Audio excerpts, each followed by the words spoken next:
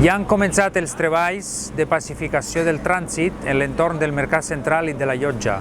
El que estem fent és, d'alguna manera, recuperar l'espai per davant de la llotja per a que sigui un espai peatonal per al disfrut de les persones, i per un altre costat el que estem fent és reduir el trànsit per davant del mercat per a que sigui destinat sols als clients del mercat, als que van als comerços del centre històric i també per a residents i per a càrrega i descàrrega. En aquesta operació el que aconseguim és que el trànsit oportunista per davant de la llotja del mercat per tota l'avinguda Maria Cristina se reduirà a la meitat i aleshores vindran així en la comoditat que tenen els clients i els veïns del barri.